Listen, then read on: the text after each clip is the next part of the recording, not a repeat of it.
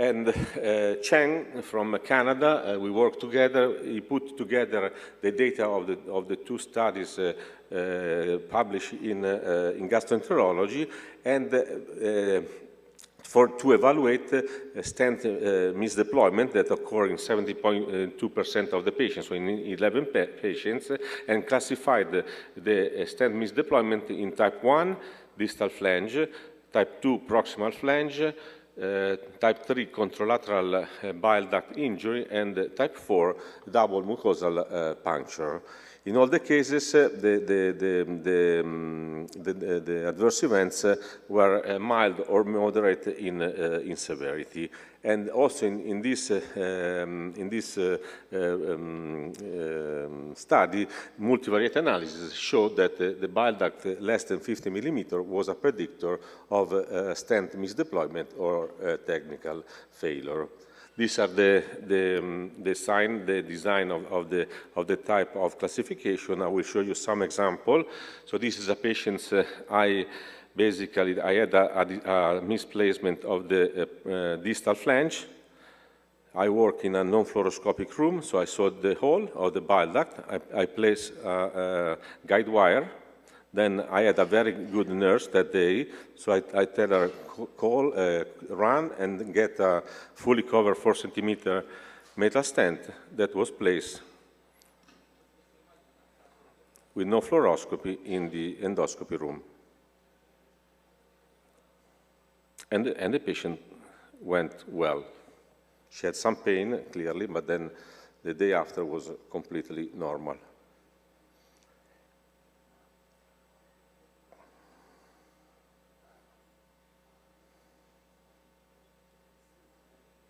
Okay.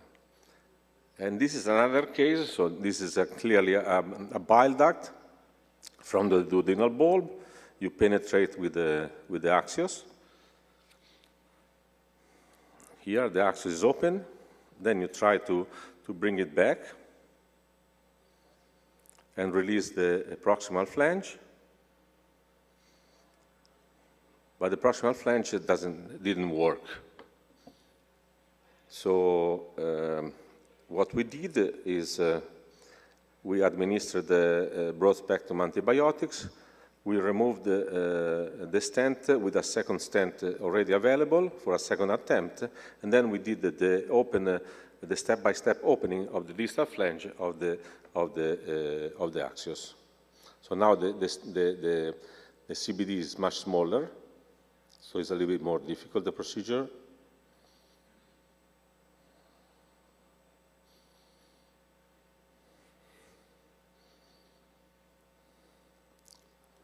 You don't see that much, but I can see a lot. And now the stent open.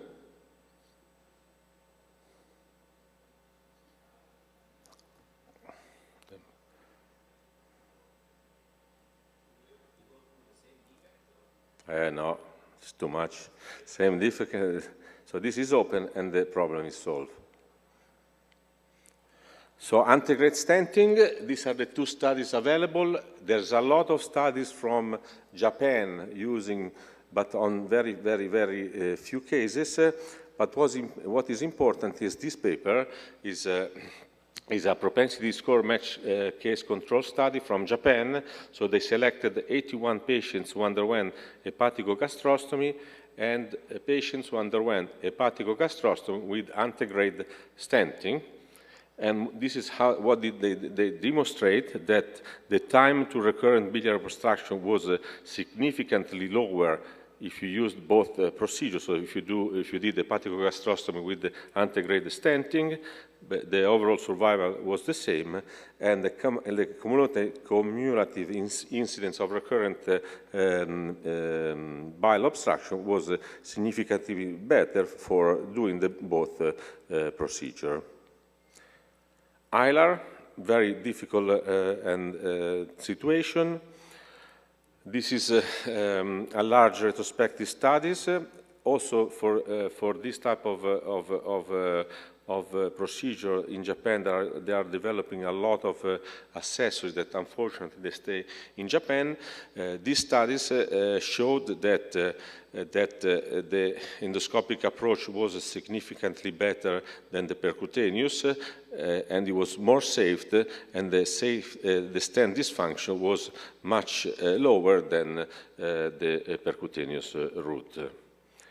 And the ESG suggested that drainage with hepatogastrostomy should be done only for malignant inoperable ileal biliary obstruction with a dilated left hepatic duct. I think this will change with time, because now there are treatment of ileal stenosis benign, in which the dilatation is not so big as in malignant disease.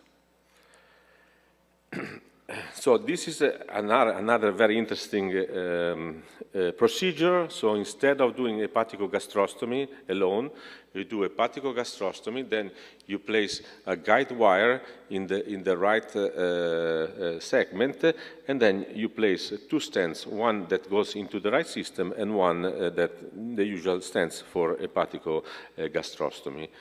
And here they compare hepatogastrostomy versus ERCP with the multiple metastelt placement. The time was a little bit higher for the EUS-guided procedure, but I think this is also because of, it needs to be done more and more to become as fast as the ERCP guided. But the stent patency was much better, not much, but it was better in the court that where they do the combined drainage. Altered anatomy. So the distinction is between accessible or inaccessible papilla. Let's look at the inaccessible. Well, when we have Roux-en-Y anatomy, you need to do an edge procedure, so to put the stomach in contact with the other stomach and then perform ERCP. When there is when the papilla is inaccessible and there is a Whipple, a BRO2, or other altered anatomy, you can do EUS antegrade intervention or hepatogastrostomy. Finally, this is very important. Patients who have duodenal obstruction that cause not only GO, but also cause biliary obstruction. If you put a LAMS in the CBD, probably will get occluded by the food that goes there because of gravity. So these are the is a small study, 7 patients against 3, so the procedural time was significantly shorter for choledochoduodenostomy, but we know the rate of adverse events was higher for choledochoduodenostomy with 2 cholangitis and 1 case of cholangitis complicated with septic shock that was fatal.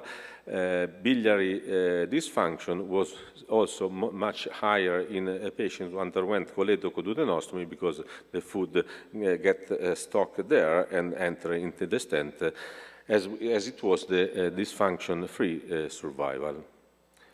Gallbladder, this is usually done as a rescue procedure. Most of these studies, apart the one from Mangiavillano, in which I participated, are all studies performed when ERCP or EUS-guided biliary drainage fail. So they show that this is a feasible procedure.